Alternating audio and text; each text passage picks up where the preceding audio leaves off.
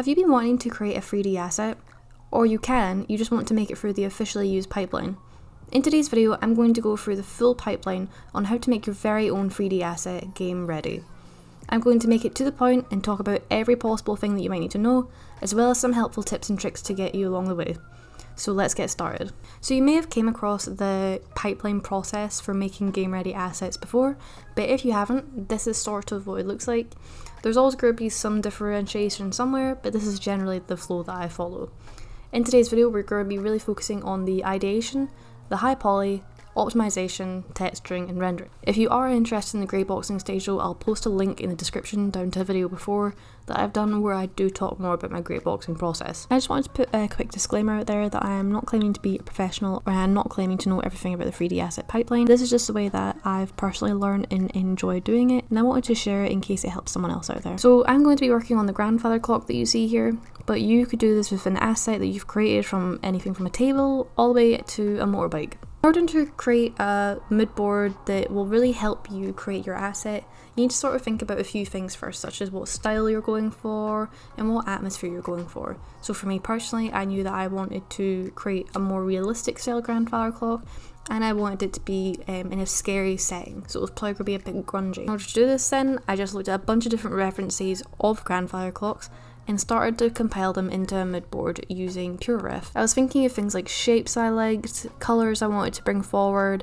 and proportions, all things I want to capture in my own build. I'd recommend the same for you guys. If you're unsure where to start, look first at photos of the type of object you're trying to model, and look at what you like and want to bring forward in your own piece. You can even look at other things or objects just to get more ideas of what else you could bring into the piece, and you can look at other artists' creation of some of the similar objects you were wanting to do and see what type of style they have, in what type of style you want, and how they came to create it. So once I have this mood board filled in with things I'd like to recreate within my own work, I take my grey box model from Maya and push it forward to create a more detailed clock. You can do this step in many different 3D softwares. I only use Maya since we were told in university that it's industry standard, and I've gotten used to using it as well. But you can use things like 3ds Max or Blender, which I'm pretty sure is free to use. You could even do this step in Zbrush, though I tend to use Zbrush after this stage just to get more refined details. The main focus of this stage is just to really make it look exactly how you would like it to look. So if it's stylized, making it look stylized, and if it's realistic, making it look realistic. This will be where all the information is stored once you bake it onto the low poly that you will make later.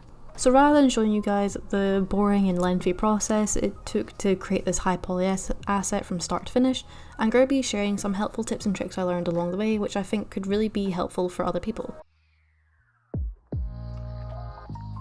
Sub-D modelling is a way of modelling where you can make lots of detail from relatively simple topology. By pressing 3, we see our object in a subdivided mode, and by pressing 2, we can toggle on and off the mesh that will be modelling this. And if we want to go back at any point, we can always press 1. This method of modelling can help you get some really cool curves without having to use bevels all the time. Mirroring is your friend. If you're wanting to replicate the exact same look on the other side, all you need to do is open mirror and then mirror that very object. You want to make sure that you're doing it from the local, as the local is the object, and you just want to make sure that the pivot point is sort of in that central part where you want it to mirror from. Otherwise you'll get some strange overlapping or even distancing from each of the places. You can then go about tidying this up as you go along. The big plus to mirroring is that it'll actually half your time essentially in retopology stage of the optimization, because all you'll need to do is retopologize one side and then mirror this side as well. Of course, if you have some differences on either side, then you probably won't manage to do that for all of it, but it certainly cuts your time really well. Boolean is both a Maya function and a Zbrush function. It can be great for getting hard surface details rather than modelling into the asset. In order to make this work, in Zbrush you want to first get the asset you want to curve into and select this within the asset list. You then want to append a new item that will be cutting into the object and put it into place. You also want to click this button next to it on the drop down menu. To see how it looks, click Live Boolean and see how it looks. It can still be moved around and scaled and rotated to get the desired results.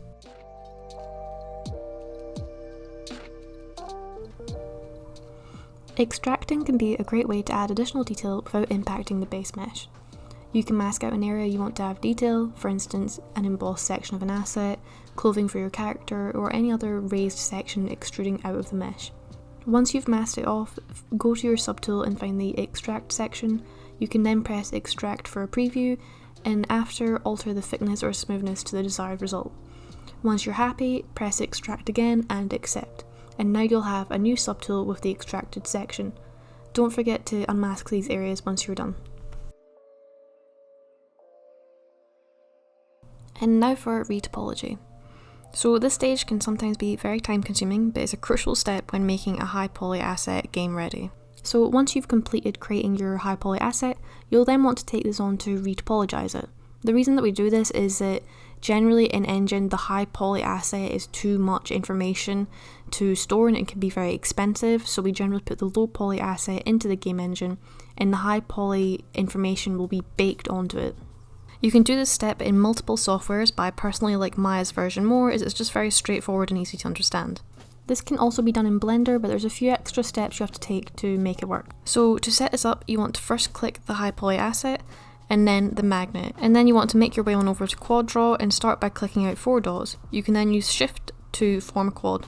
You can then use the tab and left click to pull the edges to keep forming new quads, and if you want to select a whole row of edges to extrude, simply hold down tab and middle mouse while pulling to move them. If your object is symmetrical, you can do one side and then mirror the information over at the end to save time. One thing to keep in mind when retopologizing is if this asset is going to be animated or not, because if it's going to be animated it might need more quads in certain areas to help assist with the deformation that goes on while animating. Another thing to keep in mind as well is that generally you want more quads sort of in the curves of sections, whereas flatter sections can generally go with lesser quads. So once you've retopologized, we then want to UV map this information. So let's bring up the clock hands here and we want to select them, open our UV editor and select Planner.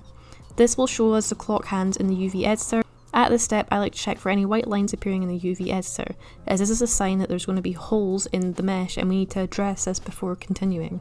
If you have this problem, all you need to go and do is go back onto Quad Draw and merge these vertices again in case they didn't connect properly the first time, and then you want to hit Planner again on the UV editor and the white lines should have disappeared by this point.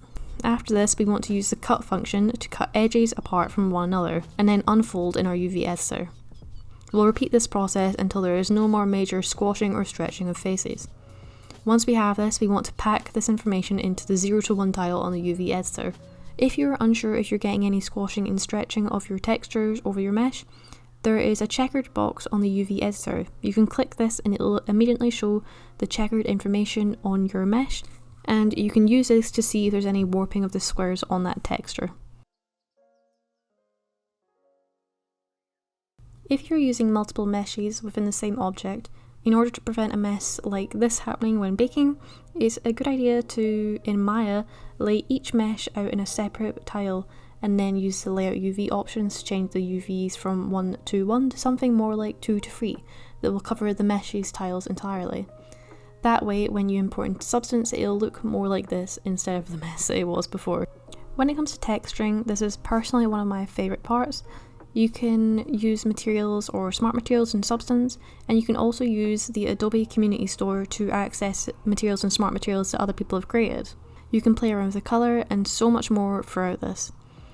When using Substance Painter, I really just recommend having fun and experimenting with a bunch of different things that it has to offer. You can also use masks to add things such as dirt or dust and wear and tear to your asset.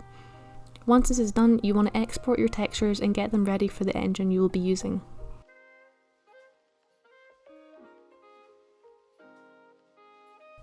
For rendering, I like to use Unreal Engine, so I'll be focusing on how to set up your materials from Substance Painter and rendering them in this engine. You first want to import your low poly asset and then import your exported textures from Substance Painter.